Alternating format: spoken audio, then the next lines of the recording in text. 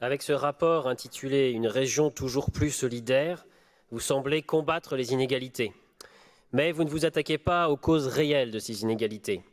Vous construisez chaque jour patiemment l'inégalité pour ensuite la déplorer et venir y appliquer des pansements. Un ménage sur 6 en Île-de-France est pauvre. 30% des habitants de la Seine-Saint-Denis le sont. Votre bilan, c'est aussi cela. En effet, vous accompagnez la métropolisation libérale et la paupérisation qu'elle induit.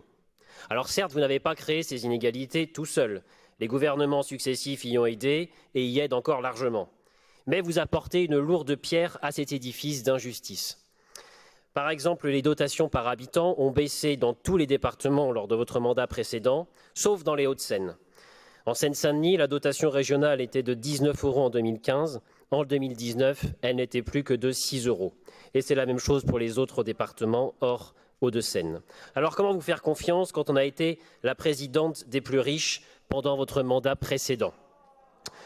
Votre rapport n'est pas à même de procéder au grand rééquilibrage social qui serait nécessaire pour que les quartiers populaires et la Grande Couronne cessent d'être les parents pauvres des politiques publiques de la région Île-de-France.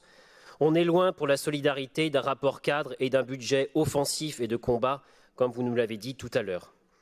Un bouclier tarifaire dans les transports de 4 € est insuffisant.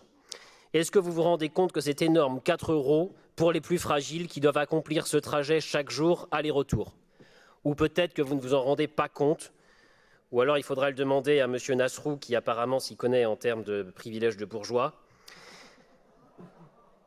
Il aurait fallu plutôt décider la gratuité immédiate des transports en commun pour les moins de 25 ans et de tous les allocataires des minima sociaux. Cette mesure aurait été à la hauteur de l'ampleur de la crise sociale qui affecte aujourd'hui la région. Baisser le tarif de la cantine de la première tranche du quotient familial, c'est insuffisant.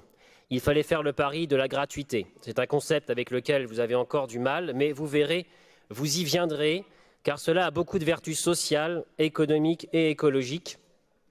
Et là où c'est pratiqué dans les collectivités de gauche, dans certaines collectivités de gauche, ça n'est absolument pas un mépris pour les personnels qui, vous verrez, y sont très heureux. Et cette gratuité pour les cantines aurait pu être étendue aux 4 premières tranches. Enfin, prendre des dispositions pour cartographier les structures de santé ne permettra pas de soigner dans l'immédiat les franciliens qui souffrent d'un déficit criant d'accès aux soins depuis trop longtemps. Il aurait fallu engager un plan de création de centaines de centres de santé et de pré-recrutement des soignants. Et puis je ne vois rien pour les fonds dédiés à l'aide alimentaire, qui représentent aujourd'hui seulement 0,02% du budget régional et qu'il aurait fallu abonder pour faire face à la crise.